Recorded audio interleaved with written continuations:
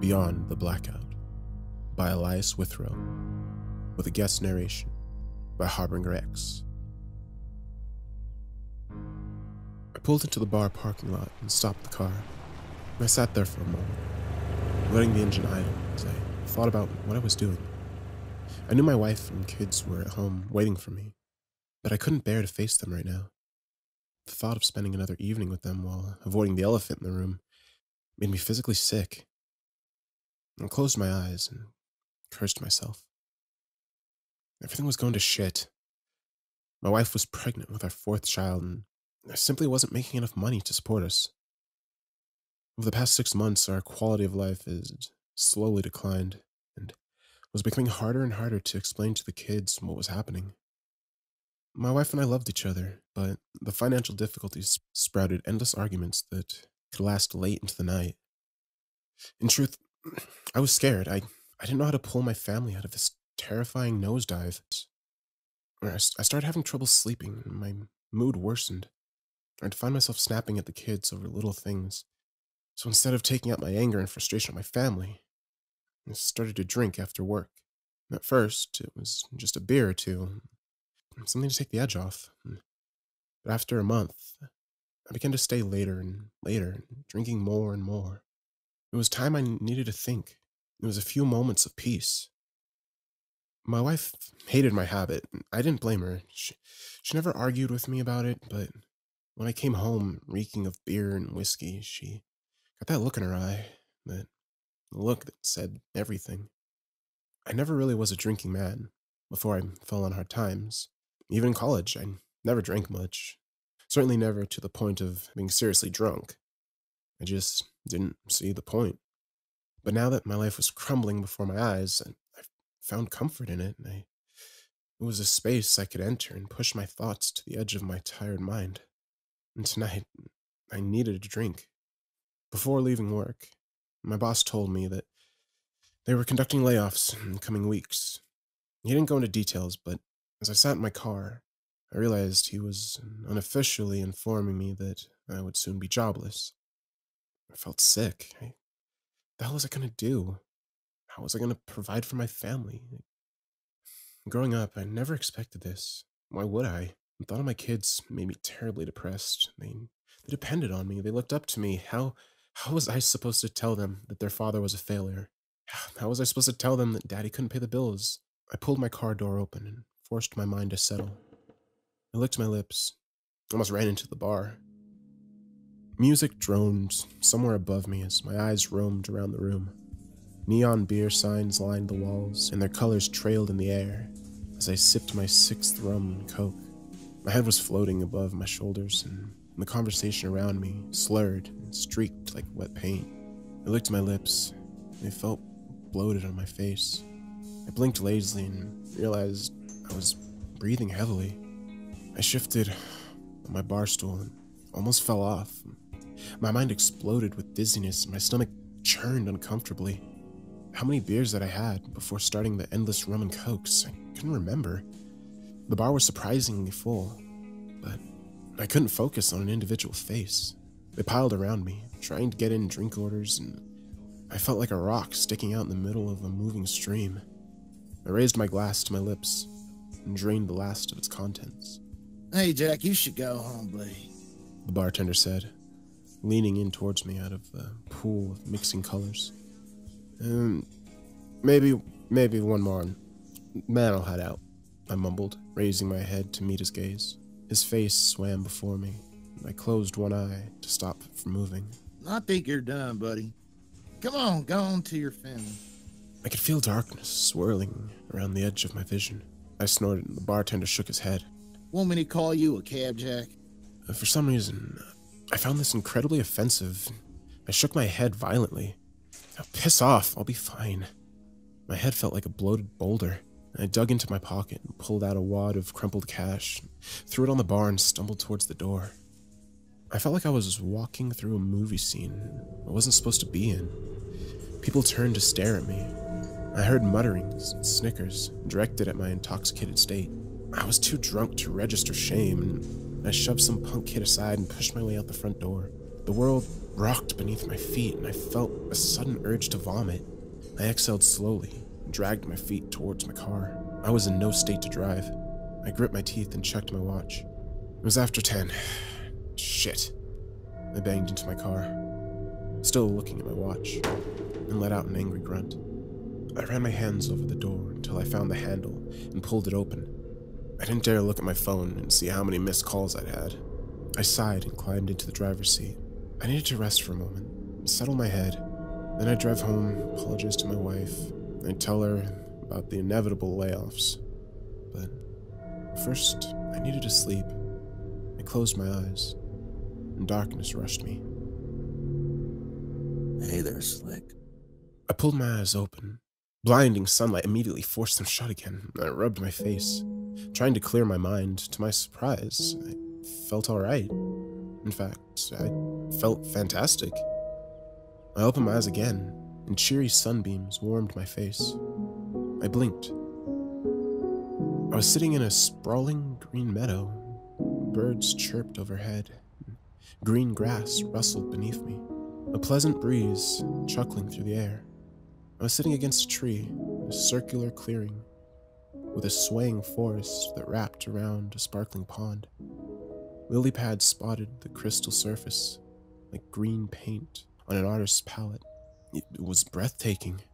For the first time in months, I felt peace settle in around me. The blue sky overhead was cloudless, and I closed my eyes, raised my face to absorb the gentle sunlight. Beautiful, ain't it? I snapped out of my trance and shot a look over to my left where the sudden voice had come from. There was a man sitting against a tree, not 5 feet from where I sat. He was in his mid-40s, wearing a tan suit. A silver watch glittered on his wrist, and his sports jacket wrinkled against the bark. His green eyes sparkled underneath the brim of a baseball cap that was pulled low. "Where am I?" I finally asked. The last thing I remember was passing out in my car, drunk off my ass. The man smiled to reveal perfect teeth. Nah, don't worry about that. Ain't no use in it. Just relax and enjoy all of it. His slight southern accent added to the pleasing atmosphere, and unexpectedly found myself comfortable around this stranger. My wife, I need to get back to her and my kids, I said without much conviction. It was just so impossibly gorgeous here. I knew I needed to get home, but the overwhelming calm I felt made it hard to put action behind my words. I ain't going nowhere, Slick, the man said, closing his eyes and taking a deep breath through his nose. Just take a load off. Enjoy yourself. Bewildered, I leaned back against my tree, ran my hands through the blades of grass. The woods filled my head with earthy scent, a combination of dirt and fresh rain on wood. The pond before me glittered like a mirror filled with diamonds. I found myself smiling. Whatever this place was, I never wanted to leave. All my worries seemed so trivial here. The overbearing stress I had felt earlier was gone, leaving in its place a warm, comforting feeling, almost like happy nostalgia. I'm Russ, by the way, the man said suddenly from his spot. I turned and saw his eyes were still closed, but a small smile lined his lips. "I'm Jack," I answered, watching a silverfish jump from the surface of the pond and snatch a bug. The man, Russ, chuckled. Oh, I know who you are, Slick. I cocked my head at him. Who are you? What is this place?" Russ adjusted the ball cap on his head before answering me. I just told you. I'm Russ. And this, He spread his hands. this is just a little slice of peace, buddy. Ain't nothing more. I asked after some time. Russ snorted, but there was no malice in it. Afraid not, partner. That wouldn't be good. This place isn't meant for that. Not anymore. I raised an eyebrow. Not anymore. Before he could answer, a noise echoed in the forest around us. It was distant and low, a single deep note that crawled up the sky and fell upon us. It sounded like the beat of a great drum. Russ pulled his cap up and sat a little straighter. "What was that?" I asked as the sound faded. Russ looked at me, his eyes uneasy. That's why you can't stay here for very long. Suddenly, the drums sounded again and again and again, a constant beat that filled the woods with a single ominous note. And for some reason, it filled me with a creeping dread. Russ mumbled under his breath. "What is it?" I stressed, feeling uneasy. Russ stood up, brushing himself off. That's the whistling man. Oh, he's bad news, Slick. You don't want to be around if he shows up. I wasn't following anything he said, and it must have shown on my face because he raised his hands. Listen, you need to leave, he said as the drums slowly began to grow louder. Why? What will happen? I asked. Russ waved me off. Nothing good, Slick. I'll tell you that much. You can come back, but not when he's around. But where is here? I sputtered as Russ advanced on me.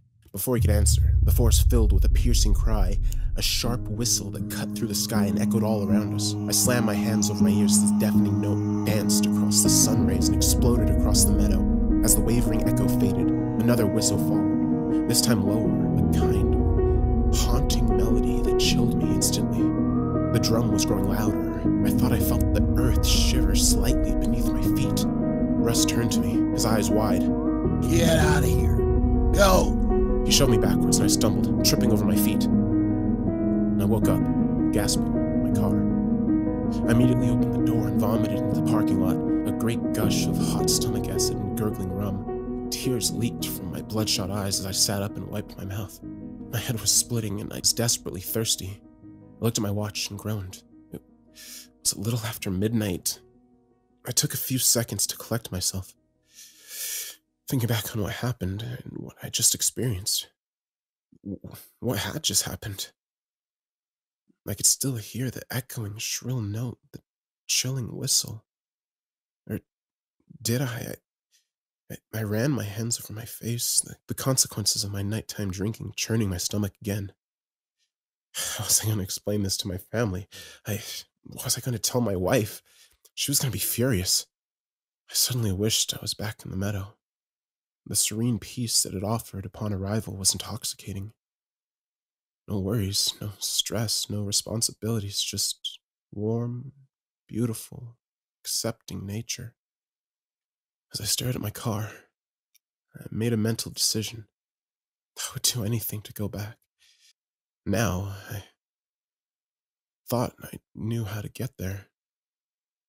The next 2 days were waking hell. As I expected, and rightfully so, my wife was pissed. She wasn't a woman who yelled or threw things. I almost wished she was.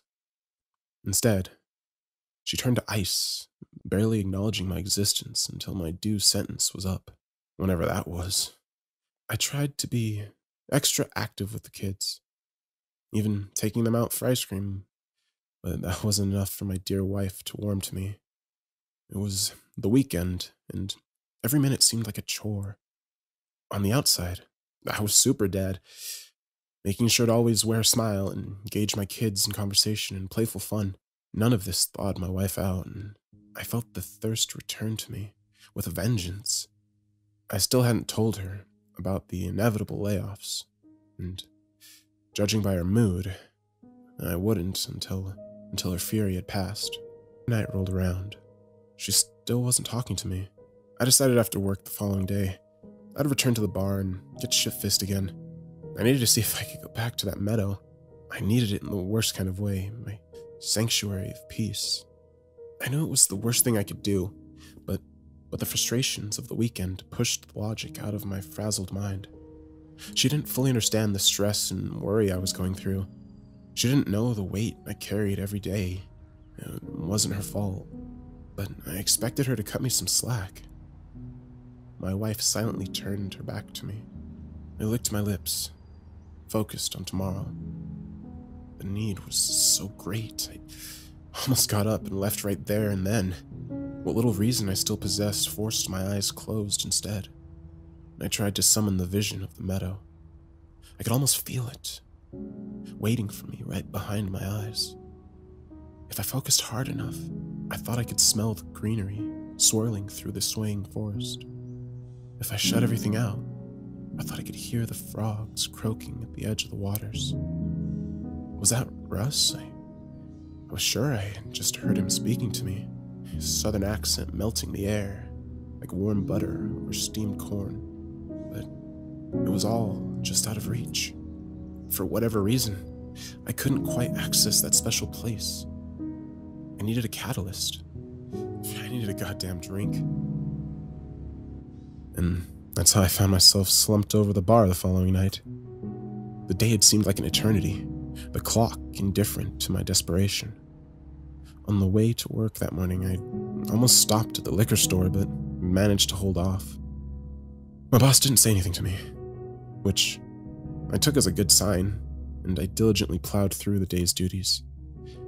My wife still wasn't talking to me, barely looking my way as she prepared the kids for school.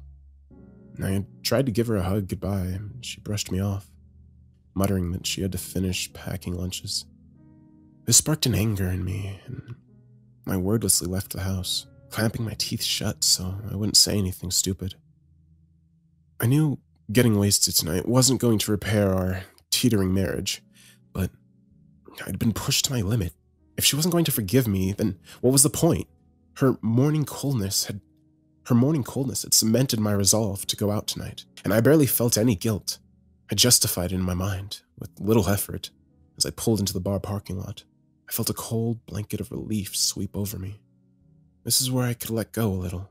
This was where I didn't have to think about my problems. I tipped the glass to my lips and sucked the rum off the ice cubes.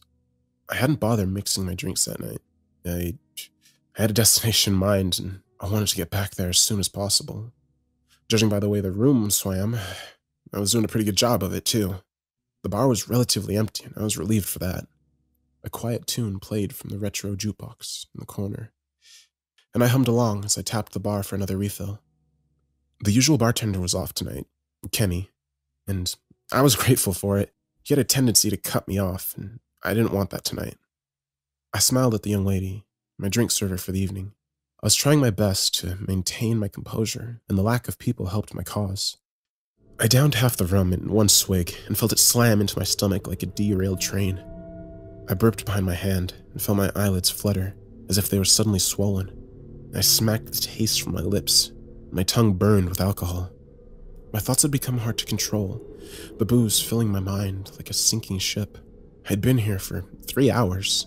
I felt like if I had tried to stand, there was no guarantee my legs would obey. I tipped the glass to my lips one last time. That was enough to cloud my vision with a heavy fog. Blackness pressed in on my sloshed brain, and I ran a hand over my face. It felt like there was a face over my face. I giggled at the thought, but was suddenly overcome with sadness. I blinked a few times and decided it was time. I cashed out with a mumbled thanks to the bartender and very carefully walked out to my car. The world rocked beneath my feet, and the full moon was so bright I had to shut one eye against it. My head felt thick, and every breath tasted like ice and spiced rum. I stumbled to my car and managed to get the car door open. Before collapsing into the driver's seat, I rolled my head back and shut my eyes. A small smile on my lips. I waited for it to happen. It didn't take long.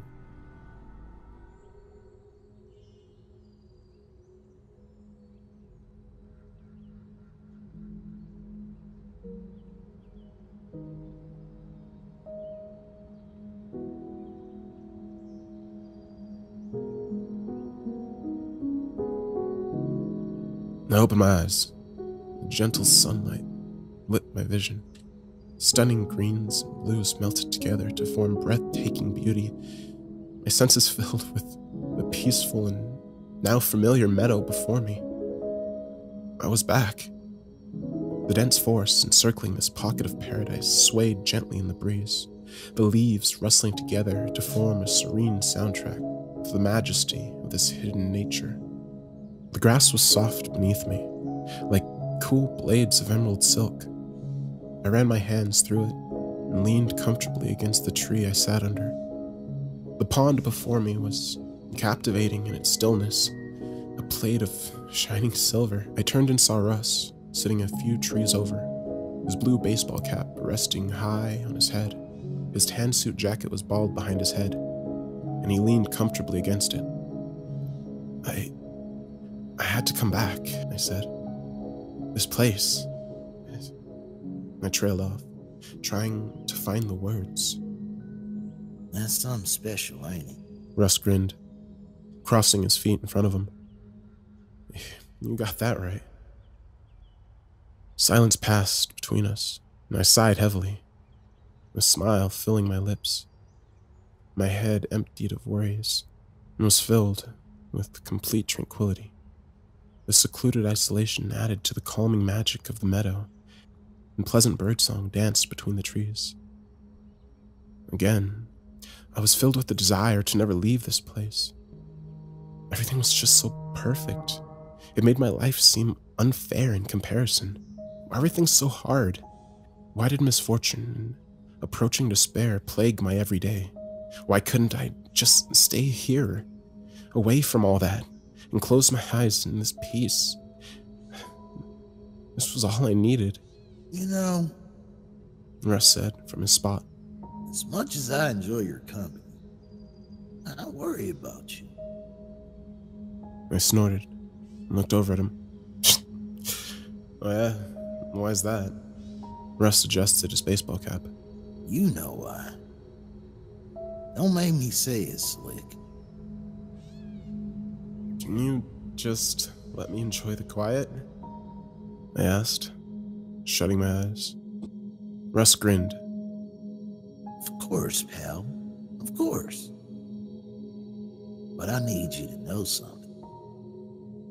Before he could continue, a distant drum began to beat. Boom, boom, boom. I opened my eyes. Russ pointed out into the woods, towards the noise. That. I shifted, trying to block out the sound. It twisted my stomach with unease. What about it? I asked softly. Russ stared at me, under the brim of his cap. That didn't used to be here. I nodded towards the distant drum. That? The drum? His green eyes bore into my skull. Not just the drum. Him. I licked my lips. Who? Russ's voice dropped to a whisper. The whistler man. You can tell when he's around when the drum barks. He's looking for you, Slick. He ain't never gonna stop. I shifted uncomfortably. Who is he? What does he want? Russ stared out into the forest. Do you really have to ask? I suddenly threw my hands up in frustration. What are you talking about?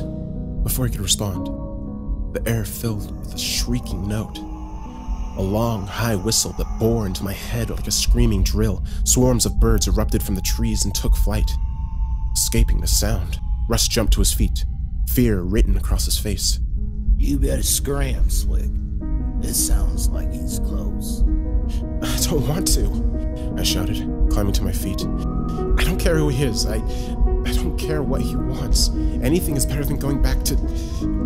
out there, I finished, jabbing my finger towards the sky. Russ approached me as the drumbeat grew louder, another whistle slicing through the metal like a razor blade. It was the same note as last time. The thought of leaving made me want to weep. I'd only just arrived. I couldn't leave yet. I couldn't face what awaited me on the other side. He doesn't have to be here. Russ said urgently, shooting a look over his shoulder. You have to get rid of him. It wasn't always like that. What the fuck are you talking about? I cried. The drum was deafening at this point. I felt the soil beneath my feet begin to tremble. Russ opened his mouth to speak, but a new voice erupted from inside the forest, a horrible, deep bellow of rage. Jackie! Where are you, Jackie? Russ's eyes went wide, and the blood drained from his face. He took a step forward and raised his hands to me. Go! Go! He shoved me hard, and I went sprawling backwards, and woke up with a jolt inside my car. Nausea tossed my stomach like a rotten salad.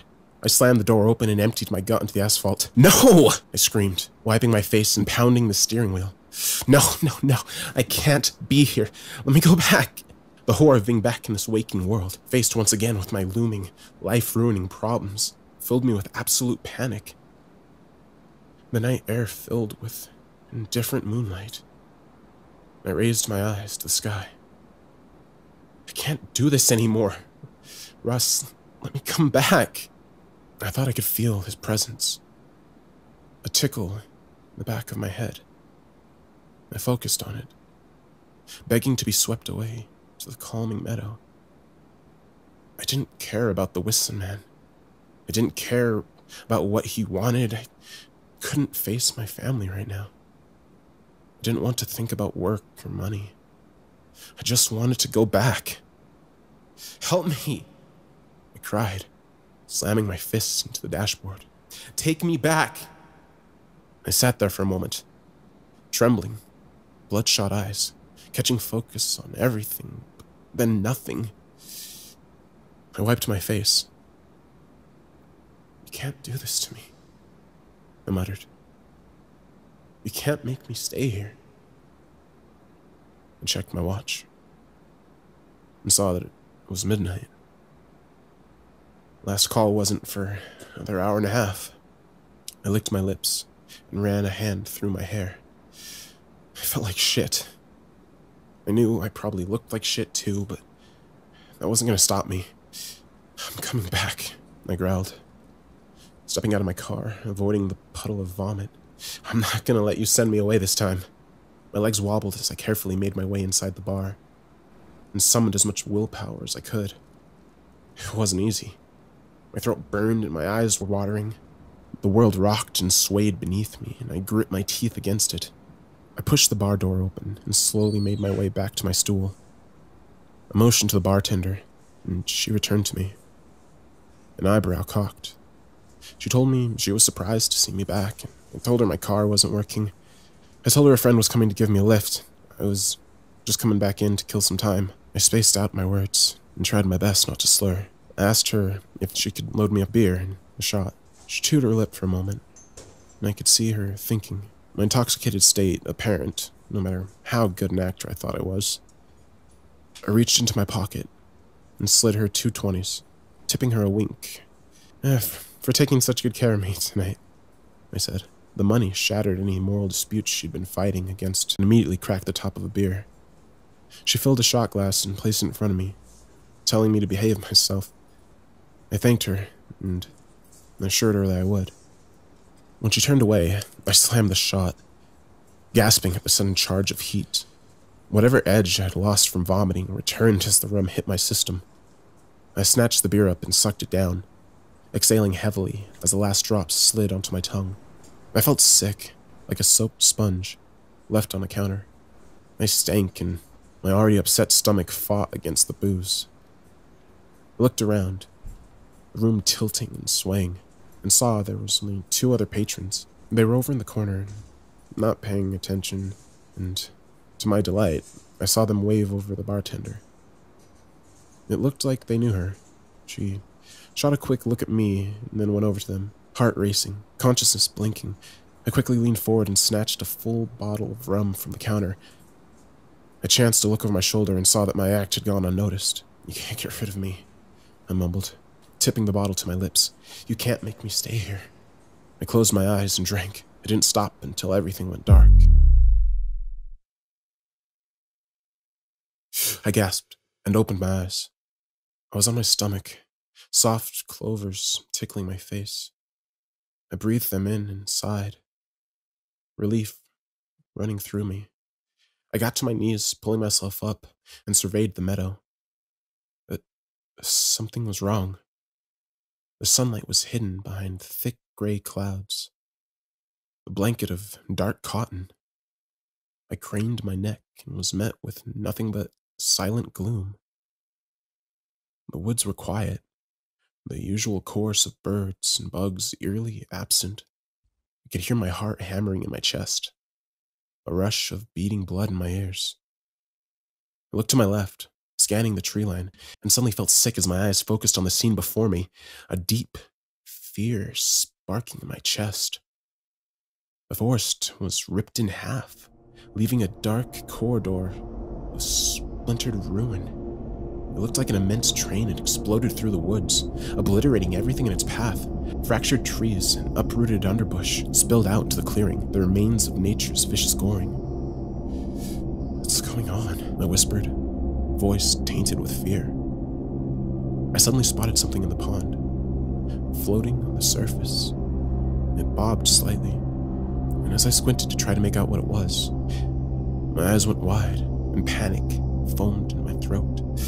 Oh, no. Charging over to the water's edge, I splashed into the shallows at full speed, tripping and then pulling myself up.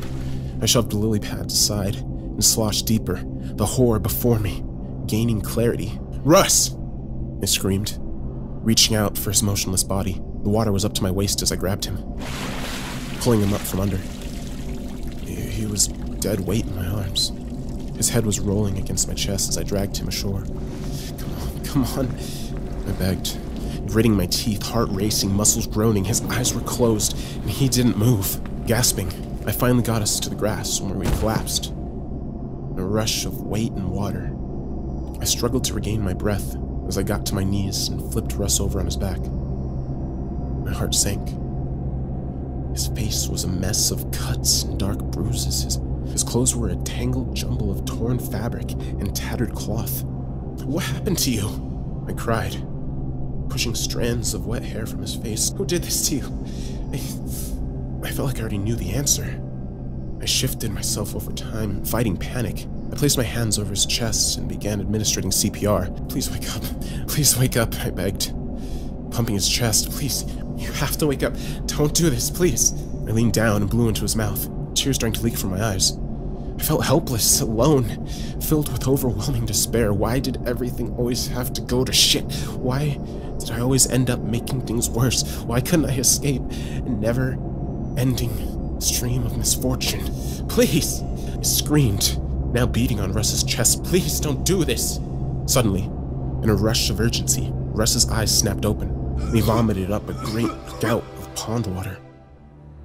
He coughed and sputtered, emptying his stomach as his body convulsed. I leaned back on my knees, unable to believe it. Relief swept over me as I exhaled. A cackle escaped my lips. "Oh, you're alive. Oh my God, you're alive," I cried, gripping Russ's shoulder as he wiped his mouth and lay on his back. Russ kept his eyes shut, his voice terribly weak. Hi there, Slick. You just can't seem to stay awake, can you? "What happened to you? Why is everything different?" I asked. Russ tenderly touched his beaten face before answering. They found me. They found me with you already gone. You didn't like that. "Who?" I already knew the answer. Boom. Boom. Boom. I jerked my head to the woods. "No, not now. No, please, not now." Russ sighed, broken and defeated. He's coming back to finish the job. And if you're here, he's gonna get you too. Boom. Boom. Boom. The drum was getting louder. I leaned down and grabbed Russ's arm. What does he want? Why is he doing this? Russ closed one eye and looked painfully at me with the other. He's not doing this, Jack. You are. My body went cold, and I said nothing, throat going dry. Suddenly, a long, rising whistle rose from the forest, first high, then dipping low. The notes bounced off the dark clouds and echoed across the meadow. filling me with dread. Russ tried to sit up, grasping at my arm. You can't keep doing this. He growled, desperation filling his voice. You can't keep coming here like this. It's gonna kill you. My eyes lined with tears and they spilled down my face. My limbs trembled and I looked down at Russ. I'm sorry. I'm so sorry. I put my hands on my face, sobbing. Jesus, what have I done? Jackie! The voice cracked through the air like a clap of thunder, and my heart tripped into my ribcage, a flutter of crippling fear spreading across my chest. Another shrieking whistle, a sharp drill in my ears boring into my skull. The ground shook beneath my feet, and I suddenly heard a roar of exploding wood and crashing underbrush from the forest. The sound was distant, but approaching the meadow at a tremendous speed. The whistling man. I whispered, my breath sour on my tongue. I stood up and faced the tree line. Sweat coated my face with cold fear, and I licked my lips, face pale and gaunt. I'm gonna get you, Russ said from the ground. Tears ran down my cheeks as the cacophony of sound rose around me in a deafening crescendo. I closed my eyes as the drum and constant whistle blasted around me. I could hear trees crashing to the earth as the whistling man rocketed towards me from the woods. I felt helpless and terrified, a lone man against a tsunami of power and devastation. The whistling man exploded from the tree line into the meadow. Immediately, everything was silent. My heart counted the seconds against my chest. I squeezed my eyelids shut even tighter. I suddenly felt the presence of someone standing directly in front of me, but hot breath on my face. I've been looking for you, Jackie. Something said, inches from my face. The voice was a low rumble, like thunder in the summer. I kept my eyes firmly shut. My knees were shaking and I felt my bladder release in a rush of terror. My lips quivered and tears dripped down my chin. Go away, I croaked, my voice a dry rasp. I felt a heavy hand rest on my shoulder, followed by a low chuckle.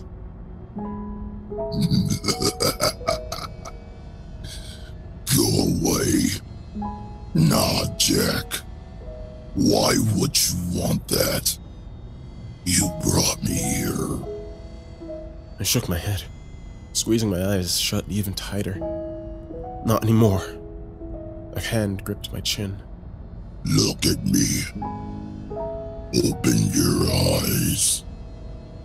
Look at what you created. Please, I sobbed. Spittle sprang. Just leave me alone. Open your eyes, Jackie. Weeping, I slowly pried my bloodshot eyes open, and the breath rushed from my lungs in a haunting wave of horror. I was staring into my own face. The whistling man grinned as the recognition twisted my face with shock. You see, He growled. there ain't nothing to be afraid of. This is just who you are. I took a step back, shaking, trembling. No, this isn't who I am. He chuckled and took a step closer.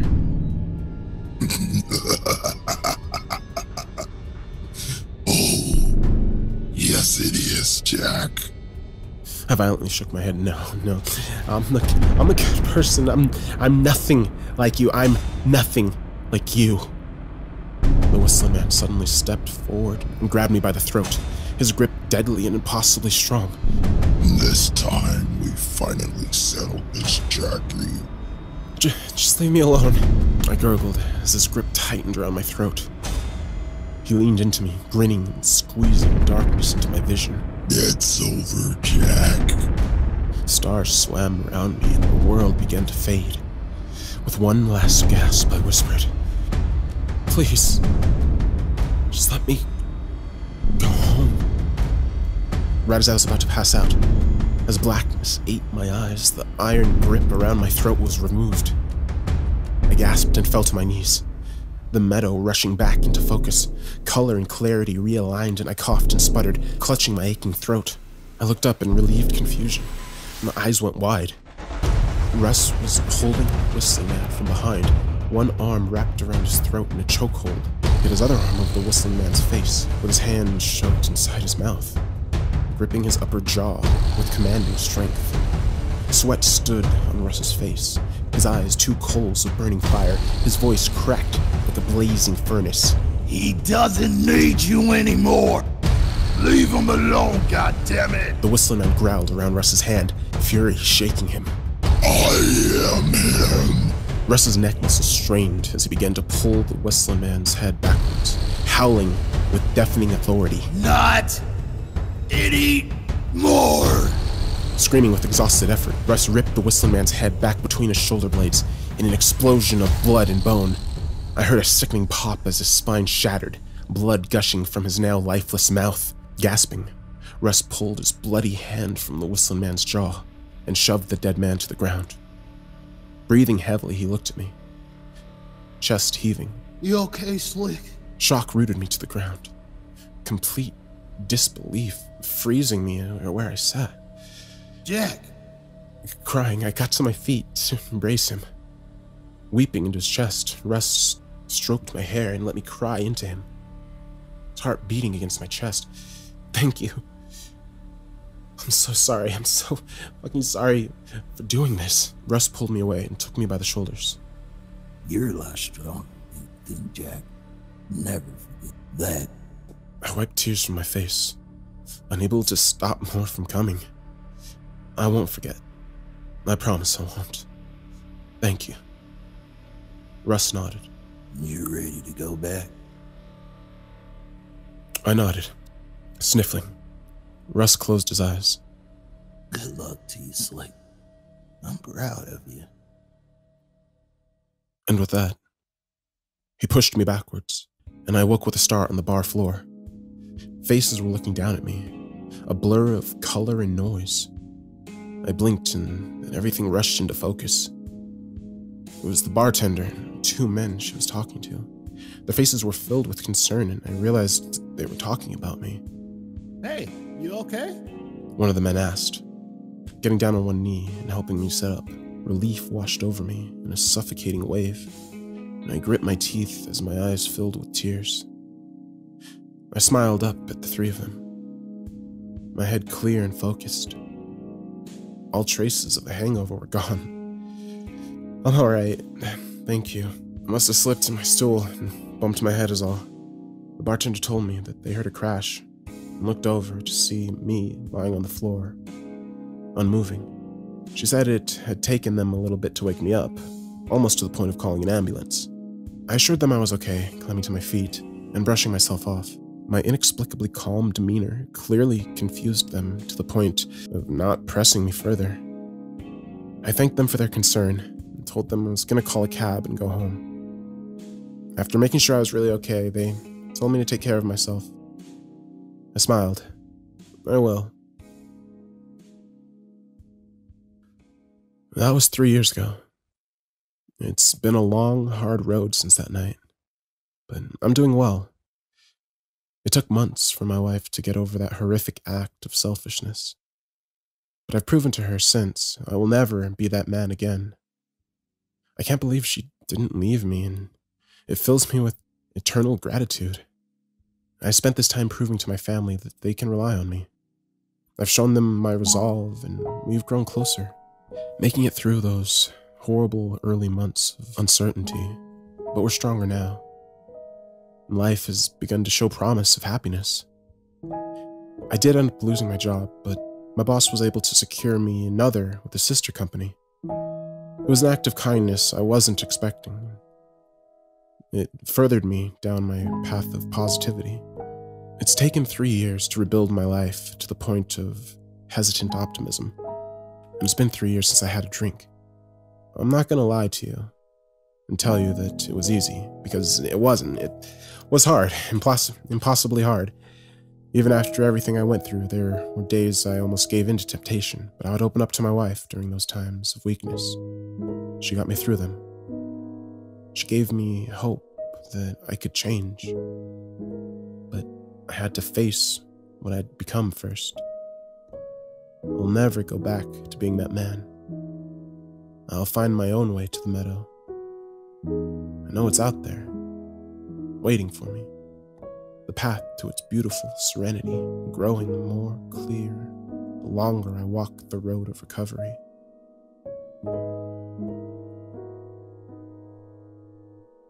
Even though I've come so far, made so much progress, I'm still filled with fear.